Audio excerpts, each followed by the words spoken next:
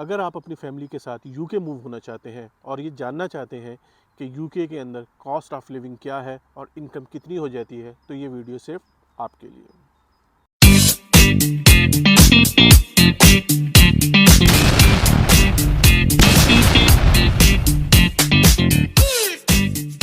यहाँ यूके के अंदर जो सबसे बड़ा लिविंग एक्सपेंस है वो है आपकी अकोमोडेशन, और ये आपकी सिटी टू सिटी वैरी करती है कि आप किस सिटी के अंदर रह रहे हैं। लेट सपोज कि अगर आप किसी बड़ी सिटी के अंदर रह रहे हैं जैसे लंदन, बर्मिंघम, मैनचेस्टर, तो ऑब्वियसली यहाँ पे जो लिविंग एक्सपेंस है आपके ज़्यादा हो सकते हैं।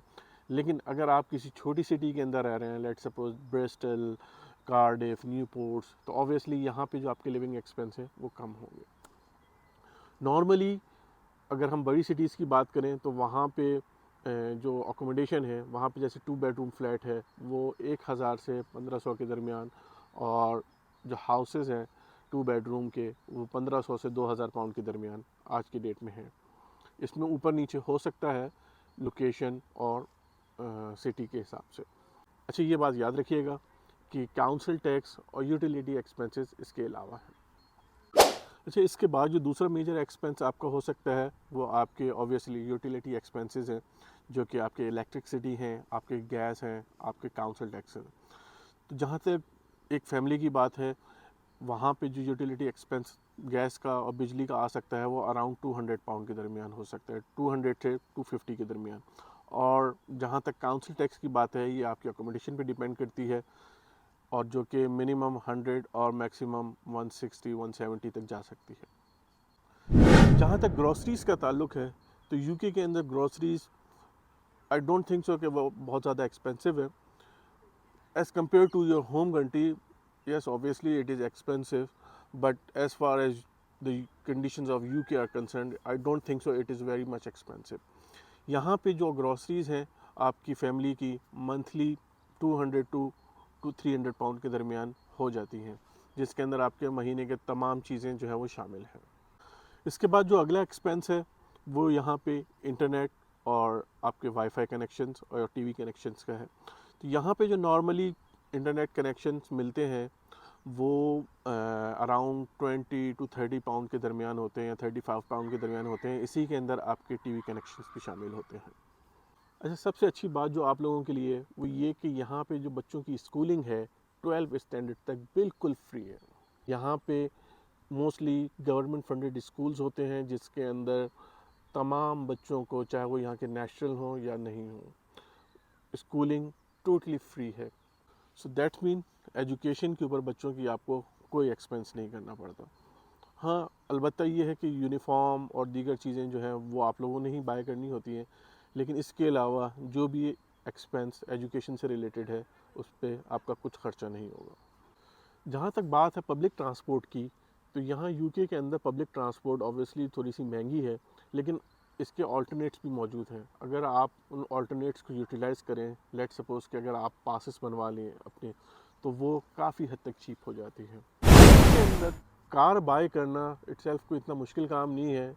यहाँ यूके में 1000 पाउंड से लेकर 2000 पाउंड के दरमियान आपको एक एवरेज कार मिल जाती है, लेकिन उसको रखना बहरहाल एक एक्सपेंसिव काम है। वो कैसे?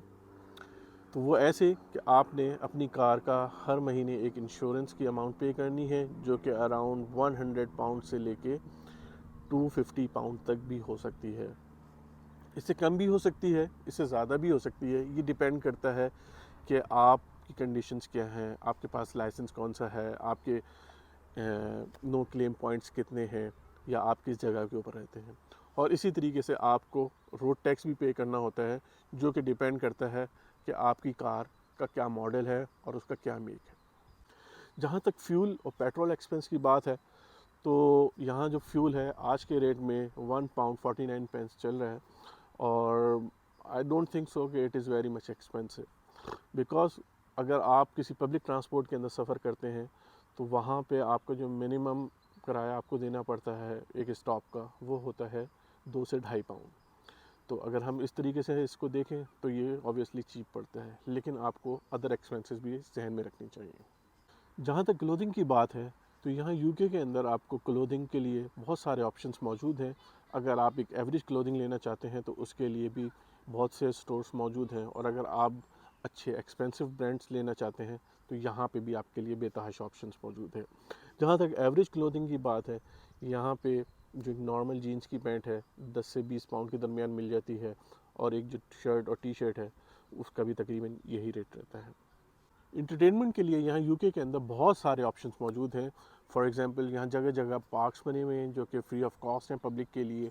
इसी तरीके से बहुत सारे लीजर एक्टिविटी सेंटर मौजूद हैं जहाँ पे आप जाके लीजर एक्टिविटीज़ कर सकते हैं। और इस तरीके से यहाँ पे बहुत सारे museum, amusement park, shopping mall, fun land मौजूद हैं जहाँ पे जाके आप अपनी रोज़मर्रा की लाइफ को एंजॉय कर सकते हैं। डाइन आउट पूरी दुनिया के अंदर महंगा ही होता है, तो ऑब्वियसली यहाँ यूके के अंदर भी जो है वो डाइन आउट एक्सपेंसिव है।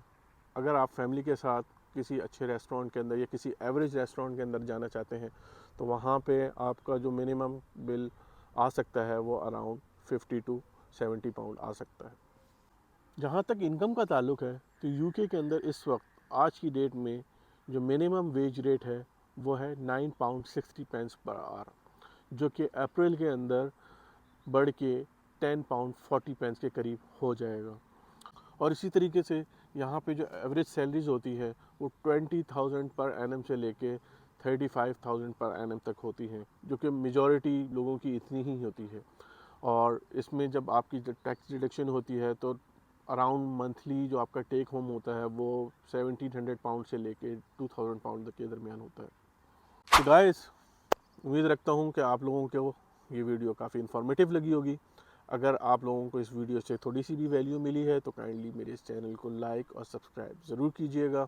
मिलते हैं आपसे इसी तरीके की इन्फॉर्मेटिव वीडियोस के साथ नेक्स्ट व्लॉग में। जब तक के लिए अल्लाह हाफिज़।